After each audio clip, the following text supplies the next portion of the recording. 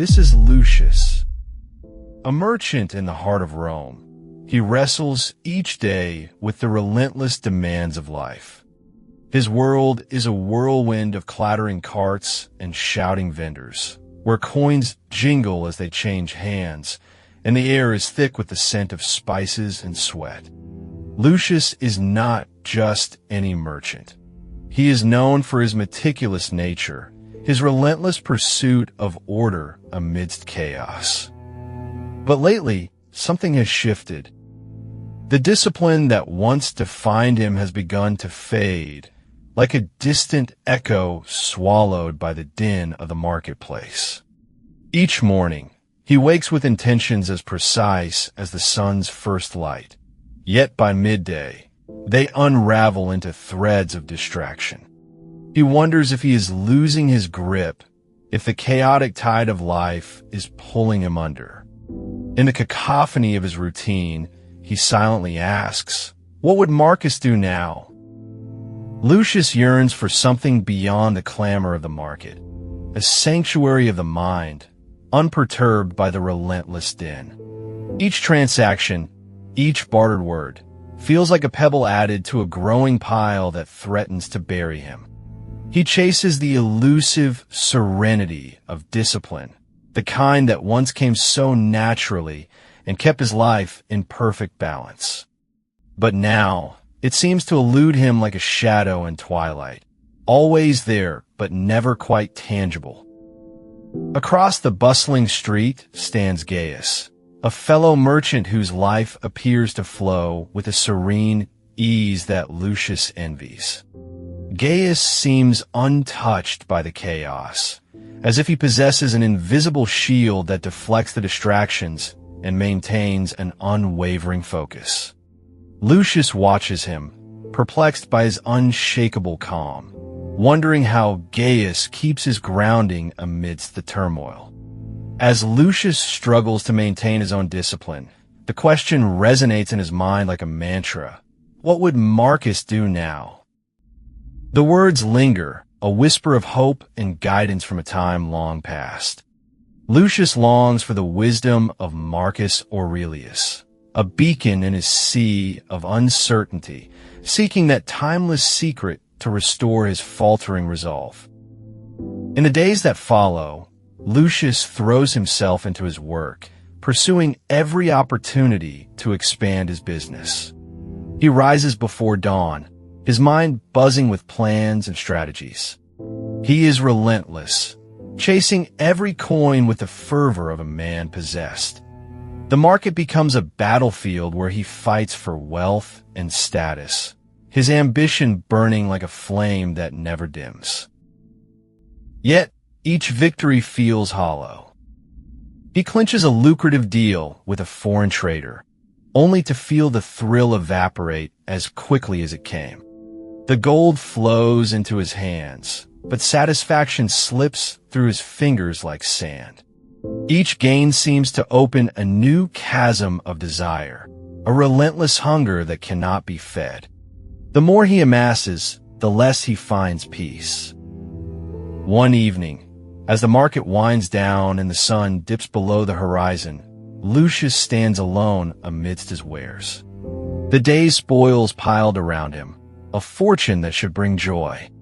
Yet, a deep unease gnaws at his spirit. He watches Gaius close his modest stall with a contentment that eludes him. Lucius wonders if the true wealth he seeks is not of coin, but of spirit. The refrain echoes once more in his mind. What would Marcus do now? He recalls the Stoic philosopher's teachings, the emphasis on inner virtue over external reward. Lucius knows that Marcus Aurelius would not measure success by gold or acclaim, but by the steadiness of one's own soul. The thought stirs something deep within him, a realization that perhaps his pursuit has been misdirected. He looks out over the now empty market, shadows crawling over the cobblestones, and understands that the answer lies not in external conquest, but in mastering the chaos within.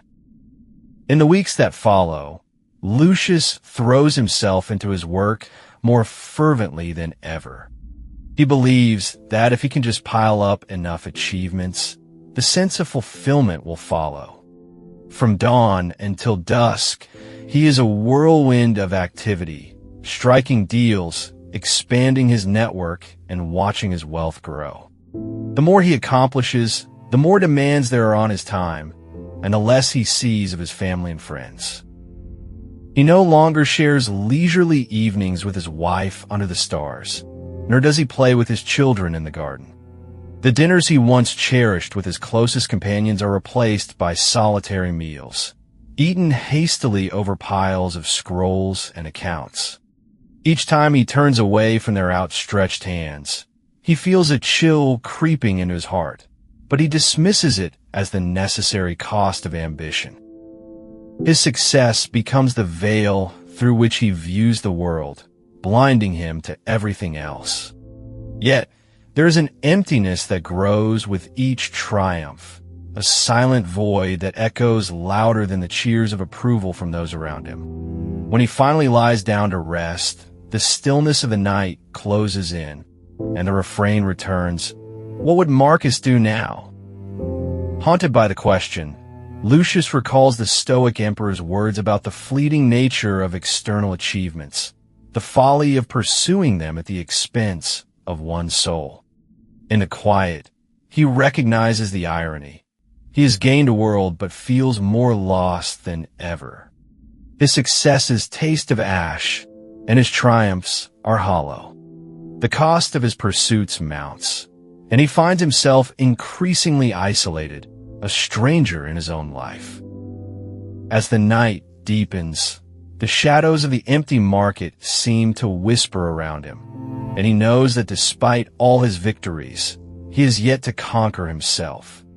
The refrain echoes persistently, a call to reevaluate, to choose a path truer to his inner values.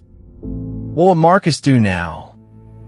In the dim glow of the market's torches, another figure emerges from the shadows, a man of humble attire, a merchant content with little. His stall is modest, his possessions few, yet his eyes gleam with a serenity that belies the chaos around him. While others rush by, driven by their insatiable wants, he sits calmly, a quiet anchor in a stormy sea. His life is a mirror to the emperor's grandeur, two lives starkly different, yet intertwined by the same world. Where Marcus Aurelius finds himself consumed by the weight of his achievements, this merchant has discovered a profound liberation in simplicity. Each day, he wakes at dawn, embraces the morning as a gift, and tends to his humble duties with an unwavering peace of mind. The world is a tumultuous ocean, yet he navigates it with the grace of a seasoned sailor, unperturbed by the shifting tides. His heart knows contentment, not as a final destination, but as a constant companion. The emperor watches from a distance, drawn into reflection. Here is a life unfettered by the relentless pursuit of more. No golden trophies, no laurel wreaths, yet an unmistakable fulfillment. The stark contrast leaves an indelible impression on him. Where he feels the emptiness of victories, the merchant finds abundance in the simple act of being. The emperor questions the choices that led him to this moment, wondering if the trappings of power were mere distractions from life's true essence. What would Marcus do now? The refrain pulses through his mind, urging him to bridge the gap, to reclaim a sense of wholeness before it slips away forever. The emperor, cloaked in regal authority, yet bearing an invisible wound, approaches the merchant with a quiet humility that belies his stature. The chaotic symphony of the market fades into an expectant hush, as if time itself pauses to listen. His voice, though accustomed to commanding armies, is now a gentle whisper, tinged with the vulnerability of a man unraveling his own complexities. "What is your secret?" he asks, eyes searching the merchant's face for revelations hidden between lines etched by time and toil. How do you find such peace amidst the chaos? The merchant meets his gaze with a serene smile, eyes crinkling with the warmth of understanding. His response is disarmingly simple, yet profound enough to tilt the very axis of the emperor's world. I just didn't ask for so much. With these words, the noise of the market resumes its relentless clamor, but Marcus stands rooted, as if struck by lightning. Each syllable reverberates within him, cracking open the rigid confines of his expectations. He sees now that discipline isn't about imposing will over chaos, nor is it the relentless march toward achievements. It's about recognizing what truly matters, allowing contentment to flourish in the spaces left unfilled by unnecessary desires. The refrain echoes one last time. What would Marcus do now? In his heart, the answer is clear. He would choose less to gain infinitely more.